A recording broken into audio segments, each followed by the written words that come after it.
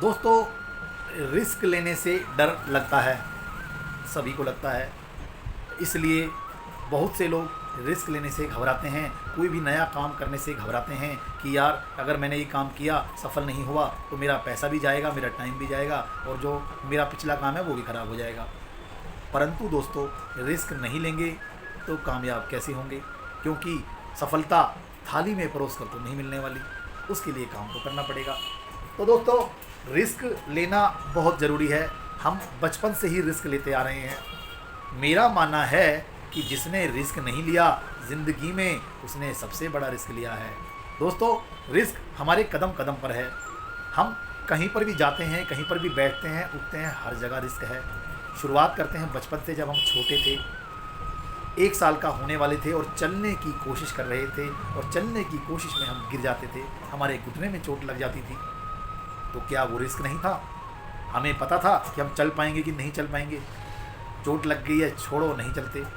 उसके पास उसके माता पिता बैठे होते हैं, वो उसके गिरने से नहीं घबराते, चोट लगने से नहीं घबराते, क्योंकि उन्हें पता है कि वो गिरेगा ही तो उठ के फिर चलेगा, कोशिश करेगा तो गिरेगा ही गिरेगा। लेकिन गिरने से डर जाएगा तो फिर वो खड़ा कैसे होगा, चलेगा कैसे? तो दोस्तों, चलते हैं, सब बच्चे चलना सीखते हैं, गिरते हैं, फिर सीखते हैं। दूसरी बात करते हैं साइकिल चलाने के ऊपर बात। कितने ही बच्चे साइकिल चलाते हुए गिरते हैं, चोट लग जाती है, खून निकल आता है, घुटने छिल जाते हैं, कपड़े फट जाते हैं। तो क्या उन चीज़ों से डर करके साइकिल चलाना छोड़ देते हैं या साइकिल चलाना नहीं सीखते? ऐसा ही कार चलाने में है, ऐसा ही स्कूटर चलाने में है, बाइक चलाने में है। अब बात आती है दोस्तों व्हीकल्स की। क्या वहाँ रिस्क नहीं है? हम बस में जाते हैं, हम ट्रेन में सफ़र करते हैं, हम हवाई जहाज़ में सफ़र करते हैं, हम जहाँ पर भी पब्लिक ट्रांसपोर्ट में या प्राइवेट ट्रांसपोर्ट में सफ़र करते हैं, क्या रिस्क नहीं है? हर जगह रिस्क है। ट्रेन पलट गई, एक्सीडेंट हो गया तो क्या होगा? लेकिन दोस्तों, हम फिर भी वो काम करते हैं क्योंकि हम जानते हैं कि ऐसा सबके साथ नहीं होता। क्या गारंटी है कि हम घर के अंदर बैठे हैं, भूकंप नहीं आया, हम बच जाएंगे? कोई गारंटी नहीं है, कभी भी आ सकता है भूकंप। तो दोस्तों, मेरा कहना है कि रिस्क हर कदम पर है, हर जगह है। रिस्क नहीं लिया तो कुछ नहीं लिया, क्योंकि दोस्तों रिस्क हमारे कदम कदम पर है, ये हम जानते ही हैं। तो दोस्तों, आप डरिए मत, स्वयं पर विश्वास कीजिए, अपने कार्य पर विश्वास कीजिए, अपने विश्वास पर विश्वास कीजिए कि आप वो करके दिखाएंगे। जो भी हमें सामने टास्क है उसको पूरा करके दिखाएंगे। तो दोस्तों, क्यों नहीं हो पाएगा? एक घटना सुनाता हूँ। साइचीरियो होंडा का नाम आपने सुना होगा, जो होंडा कंपनी के मालिक हैं, जिनकी गाड़ियाँ आती हैं होंडा। उस टाइम द्वितीय विश्व युद्ध से बाहर ही निकल रहे थे कि जापान के थे वो साइचीरियो होंडा, और उसके कारण वहाँ के जो गैसोलीन की समस्या पैदा हो गई थी, इसके कारण वहाँ पर अधिकतर लोग साइकिल को यूज़ किया करते थे, गाड़ियों को नहीं, क्योंकि पेट्रोल और डीजल वगैरह ये सब बहुत कम पड़ गए थे। तो साइकिल सब लोग यूज़ करते थे, अधिकतर लोग। साइचीरियो होंडा के दिमाग में एक चीज़ आई, क्यों ना साइकिल का एक ऐसा इंजन बनाया जाए जिससे कि साइकिल की गति बढ़े, लोग जल्दी पहुँचें। उन्होंने इंजन बनाया, लोगों ने पसंद भी किया, और इतना पसंद किया कि उसकी मांग बहुत बढ़ गई। मांग बहुत बढ़ने पर अब समस्या थी कच्चे माल की, रॉ मटेरियल की, यानी कि उनके पास रॉ मटेरियल नहीं था, सरकार भी साथ नहीं दे पा रही थी।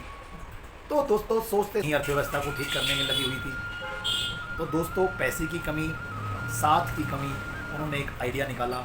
उन्होंने लगभग 18,000 लेटर लिखे, और साइकिल जो रखते थे, साइकिल की दुकान के मालिक थे, उन सबको वो लेटर पोस्ट किए, और उसमें एक चीज़ लिखी, उनसे साथ मांगा, पैसों का और कच्चे माल का, और हवाला दिया सरकार की अर्थव्यवस्था ठीक करने का, अपने देश को आगे बढ़ाने का।